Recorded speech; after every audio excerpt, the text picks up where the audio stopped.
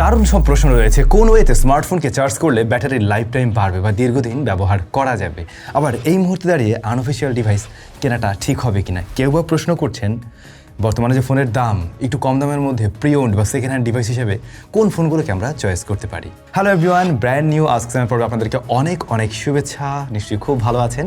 প্রশ্ন উত্তর পর্ব সোজা কথা। আর হ্যাঁ, আজকের ভিডিওতে অবশ্যই আপনাদের জন্য গিভঅ্যাওয়ের রেজাল্টও থাকবে।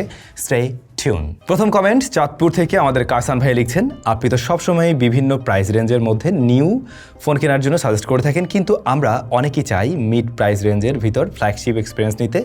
এ কারণে দেখা যায় 20 থেকে 50 হাজারের ভিতরে আমরা প্রি ওন্ড বা ইউজড ফ্ল্যাগশিপ ফোন কিনে ফেলি। আমাদেরকে কি এই বিষয়ে একটু আইডিয়া দেওয়া যায়? এই প্রাইস রেঞ্জের মধ্যে কি কি ফোন নিলে বেটার হবে, কোনগুলো লং লাস্ট হবে, কি কি বিষয় দেখে কেনা উচিত, ওভারঅল একটা রিভিউ দিবেন ভাই। বর্তমান সময়ের জন্য খুবই গুরুত্বপূর্ণ একটা টপিক বা কমেন্ট আপনি করছেন ভাই। অবশ্যই এই মুহূর্তে ফোনের দাম অনেক বেশি বেড়ে গিয়েছে, যে কারণে আপনারা অনেকেই প্রি ওন্ড ডিভাইস কেনার প্রতি আগ্রহ দেখাচ্ছেন আর কি। আমি একসময় সিদ্ধান্ত নিয়েছিলাম প্রি ওন্ড ডিভাইস নিয়ে তেমন কোনো কাজবাজ করবো না আর কি। বাট যেহেতু এখন চাহিদা বেড়ে যাচ্ছে অনেক এবং ফোনের দাম অনেক বেশি, সুতরাং আমাদেরকে একটু কম দামের মধ্যে ভালো কিছুই কেনা উচিত। তো এই মুহূর্তে আপনারা এটা ট্রাই করবেন না কখনোই একেবারে বেশি পুরাতন কোনো ফ্ল্যাগশিপ ফোনের দিকে যাওয়ার জন্য। মোটামুটি লাস্ট কয়েক বছরের মধ্যে যেগুলো আছে সেগুলো থেকে চয়েস করুন। তবে আমার মনে হয় এই বিষয় নিয়ে বিস্তারিত একটা ভিডিও যদি আমরা নিয়ে আসি, সেই সাথে ফোনগুলো আমাদের সাথে থাকে, তাহলে আপনাদের বুঝতে সুবিধা হবে। কি বলেন?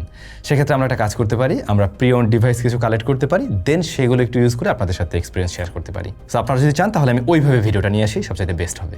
ফিনিক্স উনি লিখছেন, ভাইয়া দিন দিন ওয়াশার যে অবস্থা হচ্ছে আর ড্রিঙ্ক ওয়েল বুথ থেকেও পানি আনা বড় কষ্টের কাজ হয়ে দাঁড়িয়েছে। এর ফলে খাবার পানি নিয়ে প্রচণ্ড ঝামেলা হচ্ছে। ভাইয়া ভালো কয়েকটি ইলেকট্রিক ফিল্টারের রিভিউ দিলে ভালো হয়। এই জিনিস নিয়ে তো কোনোদিন আমি কাজ করিনি। হ্যাঁ, এক্সপিরিয়েন্স অবশ্যই আছে, কারণ আমাদের স্টুডিওতে 2টা রয়েছে, তো আমরা ব্যবহার করি অবশ্যই ইলেকট্রিক। সো শর্টস দেওয়ার ট্রাই করবো ভাই, একদম রিভিউ হয়তো হবে না, আই থিঙ্ক শর্টস দেওয়ার ট্রাই করবো। ইমন ভাই লিখছেন, ল্যাপটপের রিভিউ দেন না কেন ভাই? টেকনো এর 2টা ল্যাপটপের রিভিউ দেন ভাই, প্রায় 1 বছর হয়ে গেল এখনও ফুল রিভিউ দেননি। টেকনো মেগা বুক, 2টা নাম মডেল লিখেছে, এখানে অনেকগুলো লাইক রয়েছে। আসলে এই 2টা ল্যাপটপের রিভিউ আমার দেওয়ার কথাই ছিল এবং আমরা মোটামুটি বেশ কিছুদিন ব্যবহারও করে ফেলছিলাম। বাট একটা সময় যেটা হয়, টেকনোর কোনো একটা বিশেষ প্রয়োজনে, কোনো একটা ওদের অনুষ্ঠানে আর কি, এই ল্যাপটপগুলোর একটু প্রয়োজন পড়ছিল। তো ওরা আমাদের কাছ থেকে যে রিভিউ ইউনিটটা নিয়ে গিয়েছিল, এরপরে ওই রিভিউ ইউনিট না আর আনা হয়েছিল, না আর ব্যবহার করা হয়েছে, না আর রিভিউ দেওয়া হয়েছে। একদম সত্যি কথা, এই কাহিনী ঘটছে। বাট আমরা চেষ্টা করবো ওই দুটোকে ফিরিয়ে আনার জন্য, এমনকি নতুন ল্যাপটপ নিয়ে কাজ করার জন্য। নরসিংদী থেকে মাহি ভাই লিখছেন, আমি রেডমি টার্বো 4 প্রো ব্যবহার করি গত 8 মাস যাবত। আমার মনে হয় যে চাইনিজ মোবাইলে যে অন্য কোম্পানির ডিসপ্লে ব্যবহার করা হয়, তার ডিসপ্লে প্রযুক্তি স্যামসাংয়ের চেয়ে আলাদা। আমার ফোনটার আলো একদম বাড়িয়ে দিলে কেমন যেন লাগে, কিন্তু স্যামসাংয়ের ডিসপ্লেতে এরকম হয় না। আমার মোবাইলটা আসলে একদম ফ্যাক্টরি সিল্ড ছিল, আমি প্রথম অ্যাক্টিভ করেছি। আপনার মতামত কি? মাহি নরসিংদী থেকে। স্যামসাংয়ের কালার টোনের সাথে মেলার কথা না। আর আমার ঠিক খেয়ালও নাই আসলে স্ক্রিনটা কি BOE এর নাকি স্যামসাংয়ের, কোনটা ডিসপ্লে ব্যবহার করছে আমার ঠিক খেয়াল নেই টার্বো 4 প্রোর। সো এইটার কালার ক্যালিব্রেশনও আলাদা হতে পারে। দেখুন, ওই যে নাথিং ফোনের ডিসপ্লের কোয়ালিটি কিন্তু ভালো কোয়ালিটির ডিসপ্লে ওরা ব্যবহার করে, কিন্তু ওদের কালার ক্যালিব্রেশনটা একটু ডিফারেন্ট হওয়াতে একটু ফ্যাকাশে, একটু ফ্ল্যাট টাইপের একটা কালার টোন দেয় বলে মনে হয়। সো এইটা হওয়াটা অস্বাভাবিক কিছু না। স্যামসাংয়ের ডিসপ্লের কালার টোন খুবই আই প্লিজিং করে তৈরি করা হয়, যেটা দেখতে অনেক বেশি ভালো লাগে। সুপার আমোলেড ওইটা একটু ডিফারেন্ট, ওটার সাথে আমরা বরং না কম্পেয়ার করি। এখানে দামেরও একটা বিষয় থাকে, সব কিছু মিলেই। সো এই ব্যাপারে আমার মতামত হলো স্যামসাংয়ের সাথে ওটা মেলার কথা না, এটাই স্বাভাবিক। শাহাবুদ্দিন ভাই লিখছেন, ইউটিউব এবং বিভিন্ন অ্যাপের মধ্যে জুয়ার অ্যাডের কারণে ঢোকাই যায় না এবং প্রিমিয়াম অ্যাপগুলো ব্যবহার করতে গেলে টাকা লাগে। এখন জুয়ার অ্যাড সহ বিভিন্ন অ্যাডের যন্ত্রণায় অস্বস্তিতে আছি। আসলে এর কোনো সলিউশন আছে কি স্যাম ভাই? ইউটিউবেরটাই আসলে সম্ভব না ভিডিওর মাঝে দিয়ে ফেলে, সো এটা বন্ধ করা যায় না। তবে অনেক অ্যাপ আমরা ব্যবহার করছি, ধরুন কথা এরকম তো হয় না, আমি বললাম তাও। ধরুন আপনি হোয়াটসঅ্যাপ ব্যবহার করেন, হঠাৎ করে পপ আপ অ্যাড আসলো, অথবা আপনি শেয়ারিটি বিশেষ করে আসে, সে সমস্ত জায়গাগুলো অ্যাড গার্ডের মাধ্যমে অফ করা যায়। এই বিষয়ে আমাদের শর্টস ভিডিও তৈরি করা আছে, আপনার চাইলে সেটা দেখতে পারেন, নাকি ডেডিকেটেড ভিডিও আছে, ওইভাবে বন্ধ করা যায়। কিন্তু আপনি ইউটিউবের ক্ষেত্রে আসলে অন্য কোনো ব্যতিক্রম পথ নেই। আপনি সেক্ষেত্রে প্রিমিয়ামের দিকে যেতে পারেন, কিন্তু টাকা পয়সা তো খরচ করতে হবে। বাট আপনাদের উদ্দেশ্যে সাজেশন থাকবে এটাই, আপনারা ভুলেও এই জুয়ার চক্করে পা দিবেন না। আপনার কাছে মনে হতে পারে প্রথম ওকে পাচ্ছি বা কিছু এরকম, বাট আপনি শেষ। রেদান ভাই লিখছেন আপনার মতে স্মার্টফোন ইন্ডাস্ট্রিতে নেক্সট বিগ রেভলিউশন কোনটা হতে পারে, বেটার ব্যাটারি টেকনোলজি, ইয়া ইন্টিগ্রেশন, নাকি completely new form factor?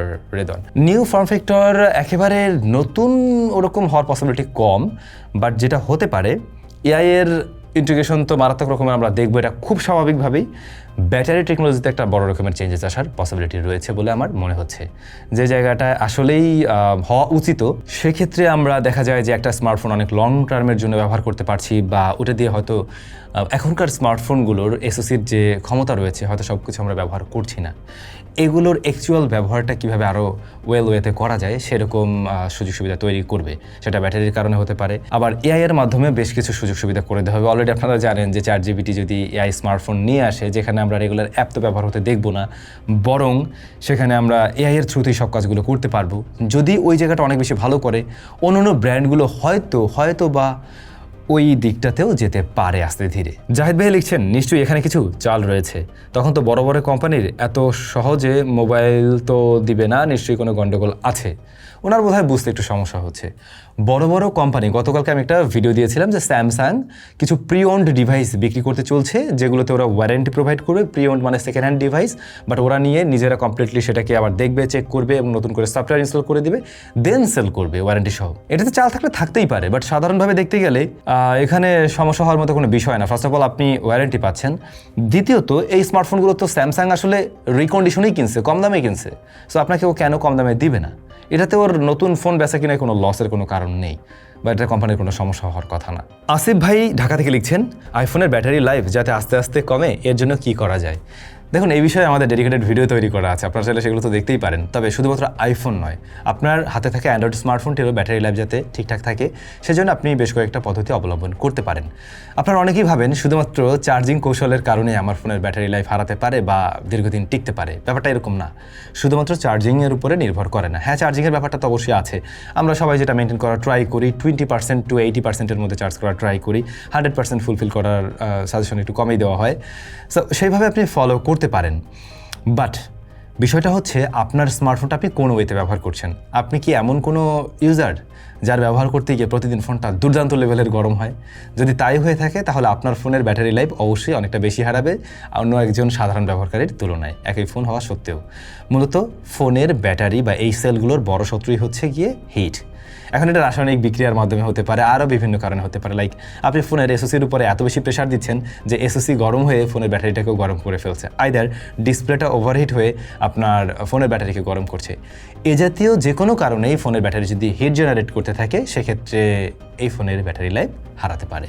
So আপনার এমনভাবেই ব্যবহার করা ট্রাই করুন যাতে ফোনটা একটু কুল রাখা যায়, অতিরিক্ত গরম না হয়ে যায়। চার্জিংয়ে লাগিয়ে অনেকে গেমিং করেন, সেক্ষেত্রে ফোন অতিরিক্ত গরম হয়, কিন্তু মাথায় রাখতে পারেন। ইউসুফ ভাই রাজশাহী থেকে লিখছেন ভাইয়া আমি বলছিলাম ছোটোখাটো সব দরকারি প্রোডাক্ট যেগুলো 1000 টাকার নিচে, আর ভাইয়া গিফট দেন, ওটা আমার কাছে মিস্ট্রি বক্স লাগে। অলরাইট, আমাদের টপ 5 গ্যাজেটের ভিডিও আসবে যেটা 1000 টাকার নিচেই, খুব শীঘ্রই আপনারা পাবেন। অলরেডি গ্যাজেটগুলো আমরা একটু ইউজ করে দেখছি, বাট গিফটের ব্যাপারটার প্রসঙ্গে যেহেতু চলে আসতে, চলুন আমরা একটু দেখি আজকের কে উইনার হলেন। যদি আপনি হয়ে যান তাহলে তো বেশ ভালো।